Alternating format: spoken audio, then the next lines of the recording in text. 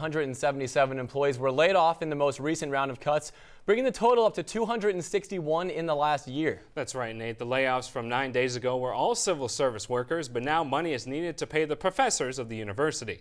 The administration proposed a plan to reduce salaries until Eastern receives its appropriation from the state, but the teachers union, the University Professionals of Illinois, voted down the proposal.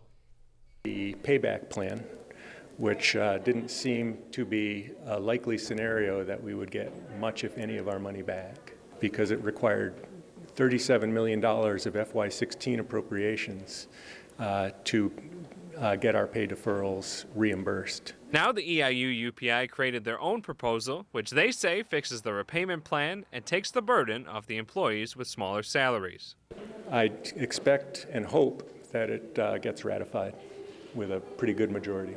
Many teachers, including communications professor Mike Brad, voted yes for the previous proposal, but they say the new plan is much better. The new proposal has much more flexible payback provisions, which I think makes it more likely that the money will be paid back down the road, and I think will make more people want to vote for it. There's been a lot of sacrifice by people. I don't think it's unreasonable for the faculty to be asked to sacrifice. With the new plan, those who make less than $50,000 would defer 2.5% of their salary, while those with a salary between $50,000 and $75,000 would defer 5%, $75,000 to $100,000 would defer 6.5%, and those over $100,000 would defer 7.5%. However, for many, the damage is already done, especially the EIU maintenance department, who lost a lot of their staff in the recent layoffs.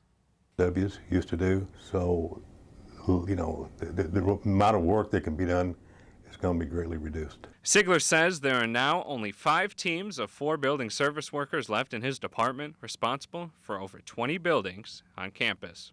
We had people in buildings that they'd never been in before. They had no idea, simply like where all the bathrooms were at, even where the janitor clothes were at. In an email to Newswatch, President David Glassman says he is disappointed in the union's decision to vote down the administration's proposal. He says the new proposal will provide the necessary money to cover the budget gap, but several of the provisions could cause harm to the university.